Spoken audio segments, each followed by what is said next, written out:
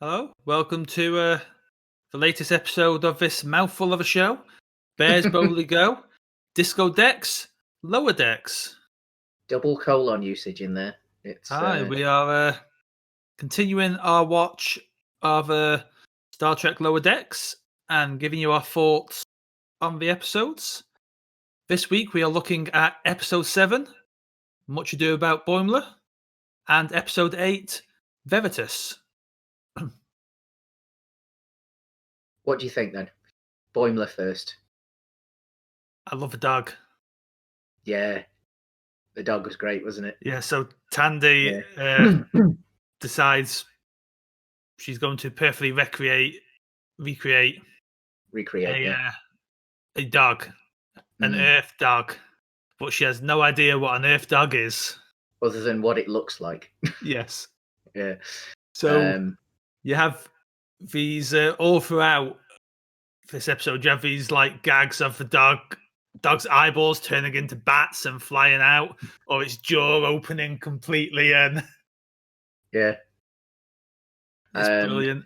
Oh, it's fantastic. Yeah, and it's with an excellent punchline, obviously. Yes. Spoilers, but then if you're watching this, it's your own fault.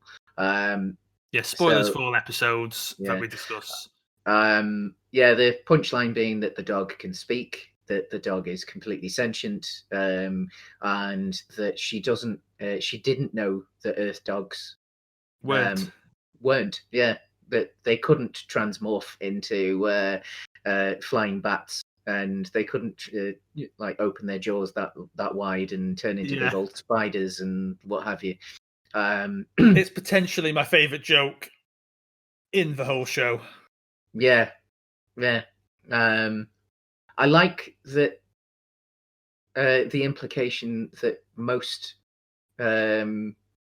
humanoid species have a dog. Yeah. Of sorts, that there is some sort of companion that has. I love the bit where it sprouts the like Starship Troopers bug legs and starts walking on the ceiling. Yeah. I think key for it to me is that to most of the crew, that thing is utterly horrifying. Yeah, and of course, like they tease it that like she's never around when the dog has its little changes. Yeah. So like the tease is that she doesn't know that the dog is doing all of this. That maybe she's like got the DNA splicing incorrect, but it's exactly she's designed it to be. So an excellent joke, what a brilliant punchline. Obviously, the A story is about Boimler, although it does tie in with the dog. He goes on he helps Rutherford out with a teleportation experiment he's working on, and he ends up stuck in phase. Yeah, it's a means of transporting a bit quicker, of speeding up the transport. Yeah, when it's dialed up to its maximum setting, the person who gets transported stays ever so slightly out of phase. So they create a huge amount of white noise as well. Yeah. But although Rutherford manages to turn the noise off fairly quickly. So we're introduced to a new concept called the Farm. Yeah. Which is where all the victims of Starfleet science gone wrong go. Mm. And it's great. A ship arrives to pick both the dog and Boimler up to take them to the farm. And Boimler is very Boimler. Mm. He finds out that the people on this ship, which is this dark, gothic kind of terrifying, massive, big dreadnought of a thing. It looks like it should be it's definitely the villain's ship. Yeah, and the captain of the ship is like super sinister. Yeah. And the lighting is dark and grim, and again, I mean that ends up being a punchline. But yeah, and so you meet all these absolute freaks that one thing or another, whether it be Starfleet themselves or some like various entities that they've bumped into, have created. And they go on a voyage to the farm. And they want to. They believe that the farm does not exist. Because some of them have been on the ship for a very long time at this point. Although it's implied so- it's only about a month. Yeah, but I mean, like, in theory, depending on where the farm is, like, and how far away you'd been, like, with warp speed, it could be a case of they were expecting in out, in out, in out, in out, Yeah. like, you know. But of course, like, you know, that wasn't the case. It seems that because Starfleet makes so many of these freaks, that this big terrifying ship does a big round trip, collects all the freaks up in one go to take them to the farm. And of course, like, if you're one of the first people to get picked up on that loop, then that trip could be months. So while waiting to get to this blessed farm, it was ever so slightly reminiscent of Toy Story, like under the Spike's bed.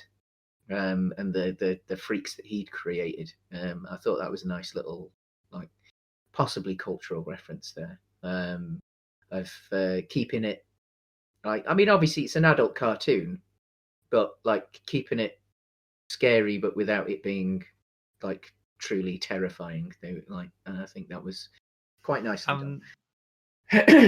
Obviously, they do get to the farm eventually after they try to mutiny, but Boimler hands them in. Yeah. Because, you know, he's Boimler. Yeah. And they're about to kick him out of the airlock, but when the airlock opens, they fall onto the farm. Yeah. And it is paradise. Which, yeah, these poor freaks deserve. And the sentient dog gets to play around and do whatever it wants, and this is where we learn it talks. So our B story has quite a lot of character development for Mariner. Yep.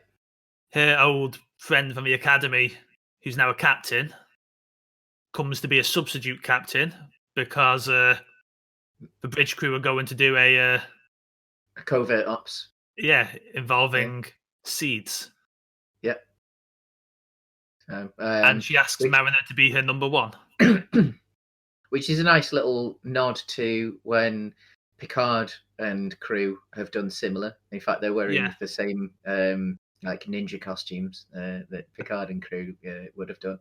And I suppose it's quite a nice little peek behind the curtain of, like, yeah, of course there'd be stand-in crew. Like, when the main crew are tasked with going somewhere, like, that it might be that they're perfectly open with, because obviously in TNG, when Picard does it for the Four Lights episode, there's a proper replacement captain put in, because they've made it look, for the crew's sake, that Picard has been reassigned somewhere else permanently. Whereas there's the joke in this episode where her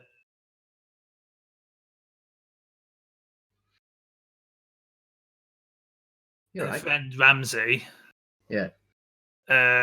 says, I don't want to be a Jericho. Yeah. No, it's a good joke.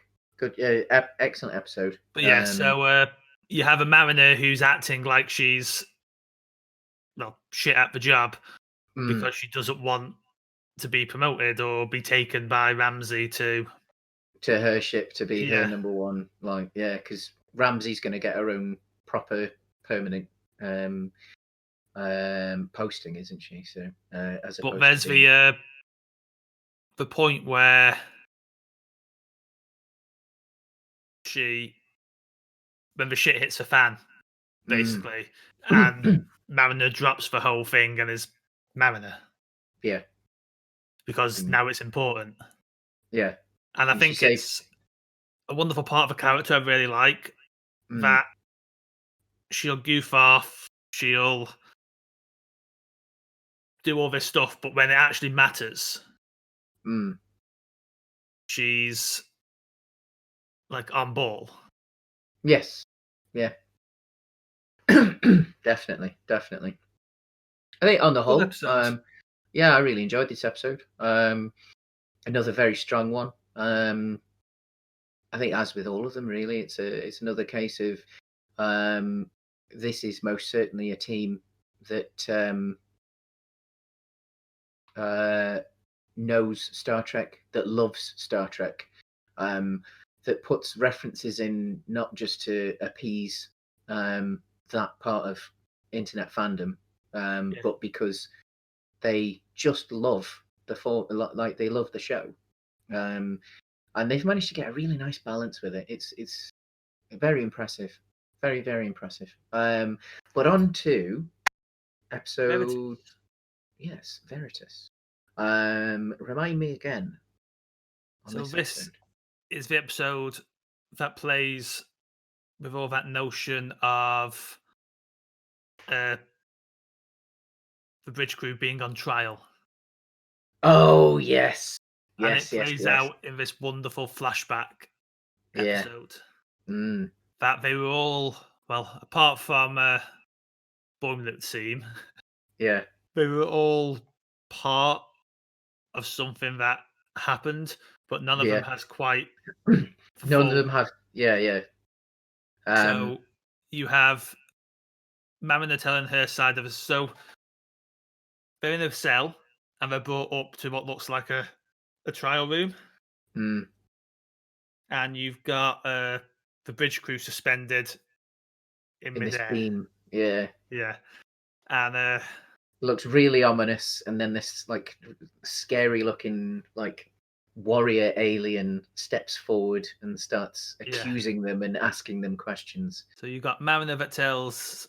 It's reminiscent of the Klingon trial in Undiscovered Country. Yeah, very much that. And obviously, trials are something that happen quite a bit in Star Trek. I'm sure that Yeah, there's some in the original series. Obviously, there's the Q episodes um, that bookend TNG that are both trial based. So, um, so so yeah, it's the it's all about this clandestine mission the yeah. ship's been on. And part of the running joke is like, surely you all know what's happening. Your bridge crew would tell you. So you get Mariner's side of the story, which is her and Boimler on the deck Yeah, of the bridge. You get Rutherford is taken on a mission to steal a Romulan bird of prey from a Vulcan museum, yep, but he keeps his. He was updating his uh, implant, yeah, so he keeps restarting. yes, and he So keeps losing time. yeah, so it's Yeah, done in these blackouts, and yeah. they're in significantly Wait. a worse situation. um, yeah, it's an old Romulan warbird as well. One of the Yeah, the original series style. original series Romulan warbirds. Yeah. So And then Tendi gets mistaken for a. She goes to clean the ready room, mm, and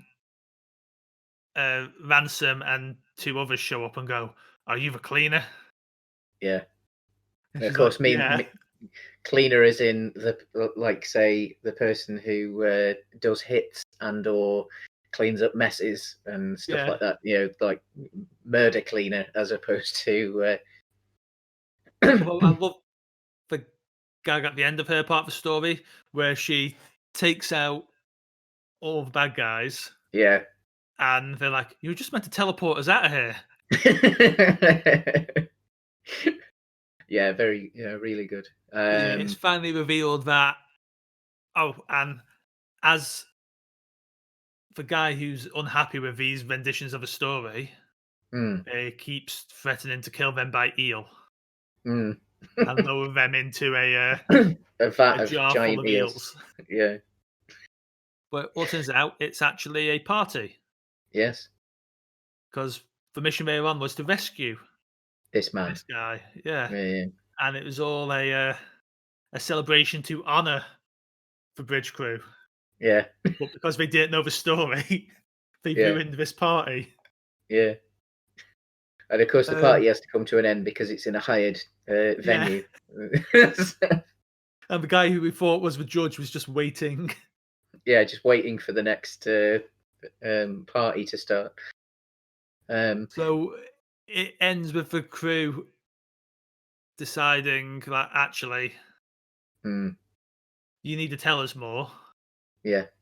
And the bridge crew, of course, from going forward, we'll be more open. And when they ask a Mm, question, it's like, that's classified. yeah. And you get this lovely end where the ensigns all walk past Q. Yeah. Q's obviously arrived for summer. Some sort of queuing. Yeah, and they're just like, we ain't got time for this bullshit, Q. Yeah. I love the notion that Q becomes such a persistent thing that he's no more than a pest.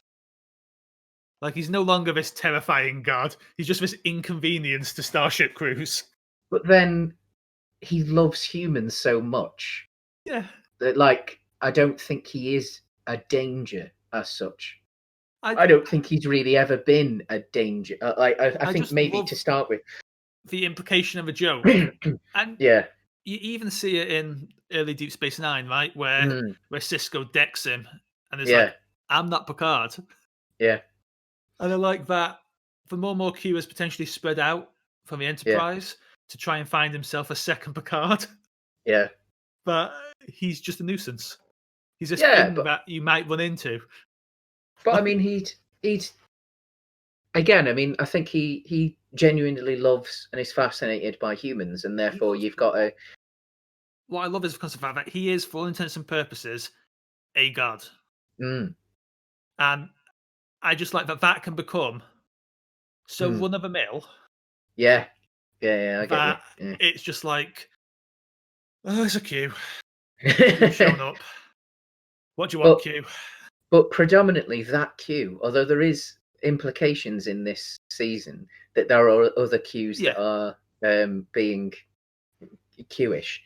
So, of course, John Delancey said that he is very likely going to be in a future Picard episode as well. So, Whoopi Goldberg back as well, aren't they, for the second season? yeah. Which, of course, Q and Guinan don't get along, so it No. might end up being that that's the same episode. So we shall see. We shall see. Of course, if anyone could give them answers on what those big, scary tentacle computer monsters are, Probably one of those two. then yeah, one of those two would probably have, or both would have an answer. I can imagine a scene now where Picard rocks up to Guinan and it's like, hey, I encountered this. And it's like, oh yeah, remember when I told you about the horror of a Borg all those years ago? Yeah, That's their dad. yeah. That's why the Borg exist. They made themselves into that so that they could stop that.